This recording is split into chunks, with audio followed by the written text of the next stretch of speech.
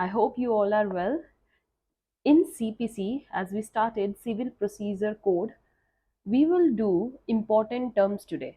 Okay, and some of the terms, that is cause of action, subject matter, and relief, we will discuss in this session, and the rest in next one.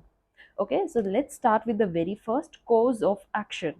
देखिए, जब तक आपके पास कोई cause, कोई अ, तरीका या जिससे आपको आगे अपना केस फाइल करना है, आपके पास एक कोज ही नहीं होगा, तो आप रिलीफ भी नहीं मांग सकते हो, राइट? आपके पास कोई ऐसा मैटर नहीं है जिस पर आप इशू करें या जिस पर आप अपना केस आगे फॉरवर्ड करें, then there is no logic of doing all the procedure. So first thing is the cause of action. Cause to file the civil suit means एक कारण होना चाहिए to file civil suit. और वो cause क्या है? That is, there is a legal right plus उस legal right का क्या हुआ है? Violation. Okay, and now you want to file the civil suit. और उस सिविल सूट से क्यों फाइल करना चाहते हो आप? To take remedy. समझ में आया? So cause of action means cause to file the civil suit. You have the legal right, and whenever that right has been violated, so the substantive law gives you remedy. So substantive law, while giving you the remedy, same time if legal right is violated, you can seek some remedy. The moment when legal right is violated, you are entitled to claim the remedy for that purpose, है ना? And then you can file the civil suit. So it is called this cause of action. Cause of action बच्चे always consist of two things. याद रखिएगा क्या क्या? First thing is there is a legal right. Okay, there is existence of legal right in you, and then उस legal right की ही violation की गई हो, उल्लंघन किया गया हो. ठीक है, तो जो प्लेंटिव होता है, जिस पर्सन का वो राइट वॉयलेट होता है, will have to prove both these elements.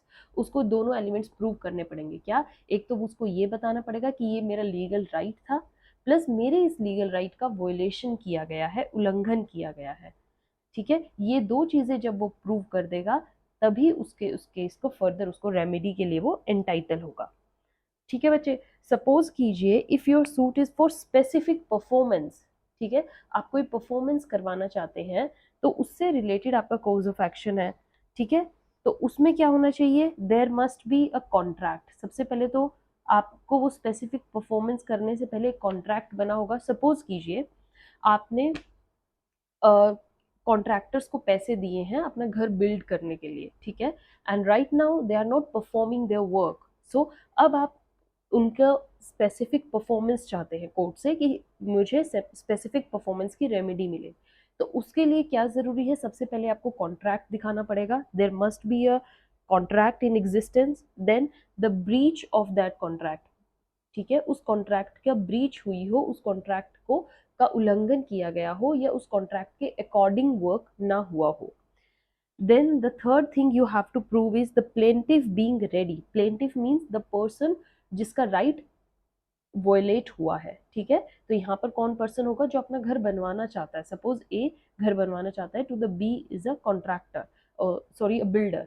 So now यहाँ पर क्या होगा? जो ए है ही इज प्लेंटिव, तो ए को क्या प्रूव करना होगा? That he is ready to perform his part.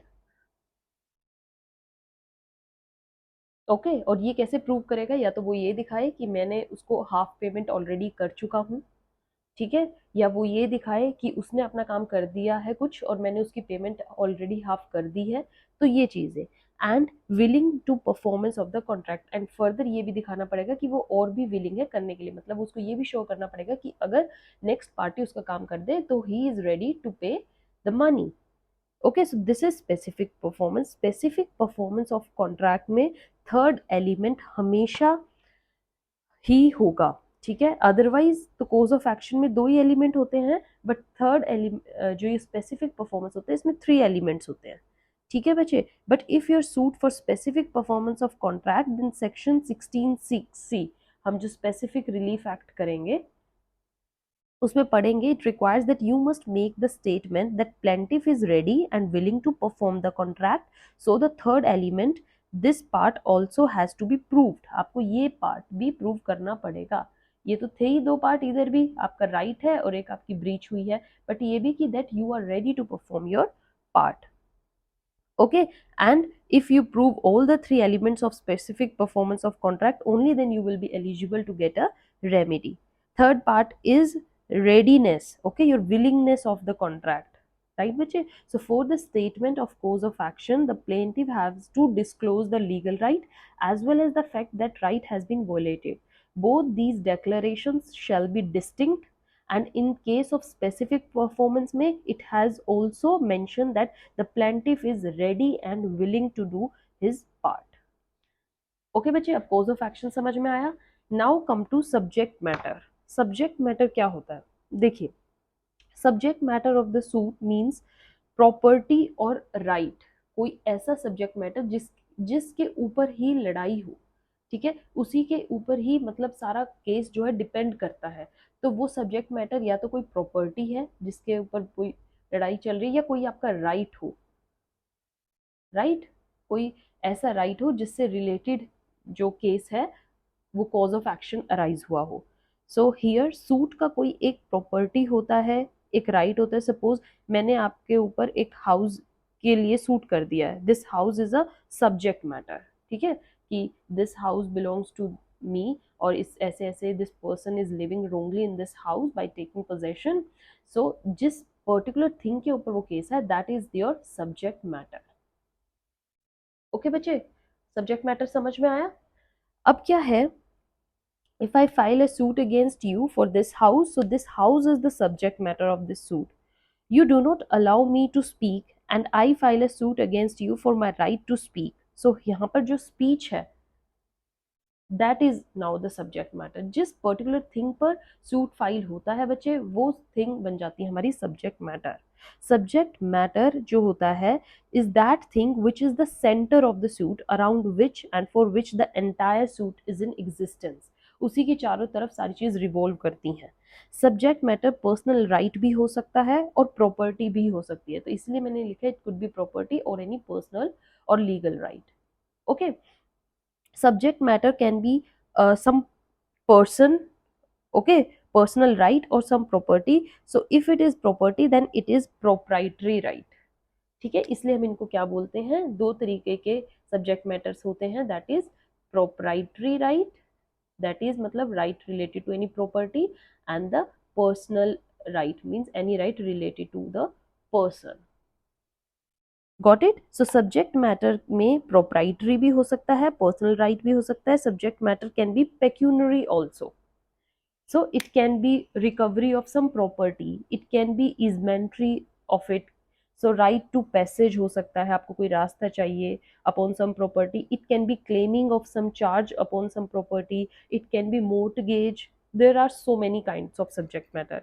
Possession of सब प्रॉपर्टी हो सकता है, डिक्लेरेशन ऑफ ओनरशिप से रिलेटेड हो सकता है, ठीक है, क्लेम ऑफ सम चार्ज हो सकता है, फोरक्लोजर हो सकता है, रिडम्पशन हो सकता है। जब हम प्रॉपर्टीज एक्ट करेंगे तो उसमें मैं आपको डिटेल में सब चीजें बताने वाली हूँ। So any such right which is related to the person and property is involved, that will be the personal right, and any such right related to property that will be called proprietary right, and pecuniary right जो मैंने एक third बोला है बच्चे, pecuniary right, that is related to money। All right, तो इस money से तो रिलेटेड बहुत सारे इश्यूज उठते ही रहते हैं, तो ये थिंग भी इसमें इंक्लूड करनी है। So subject matter of suit can be the proprietary, personal और पेक्यूनरी, याद रहेगा, depending upon what is the thing and with respect to what thing the suit has been filed, right. Now come to relief. What does this term means relief? देखिए, relief is related to this remedy, जो आपको last में result चाहिए उसी को ही बोलते हैं हम रिलीफ। किसी भी सब्सटेंसिव लॉ में you have got the legal right, and in case that right is violated then you will get the remedy, so long as you are using the word remedy in substantive law.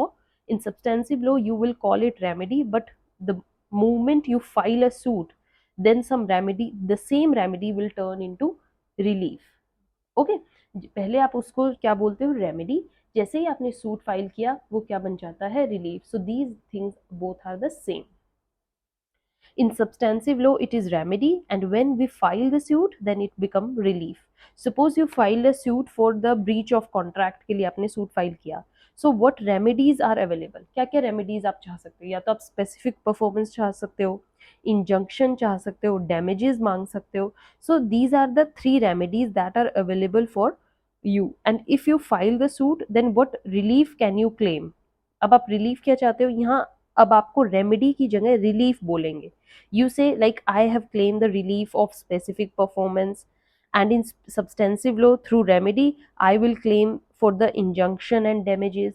समझ में आ गया? So court से specific performance या injunction या damages का relief मांगा है, हो सकता है कोर्ट हैज ग्रांटेड आप दिस वन ओनली इंजंक्शन, तो कोर्ट जो आपको देगा वो भी रिलीफ माना जाएगा. आपने जो कॉन्ट्रा कोर्ट से मांगा था that is called relief, and in substantive law it is called remedy. Right बच्चे? सो सब्सटेंसिव लॉ में रेमेडी होता है, प्रोसीजरल लॉ हम सिविल प्रोसीजर कर रहे हैं इसमें इसको रिलीफ बोला जाता है. Okay, remedy is in substantive law. So short में अगर कहें तो relief is the other mean of remedy in the matters of procedure. So this is about some of the definitions we have discussed: cause of action, subject matter, relief. In next session again we will do some terms and understand their meaning which are going to be used in civil procedure code. जब हम detail में order section करेंगे तो already आपको in terms का meaning पता होना चाहिए, इसलिए मैंने आपको बच्चे ये पहले ही टर्म्स अच्छे से डिटेल में समझा दी हैं. Okay, till then keep watching, keep sharing. Thank you.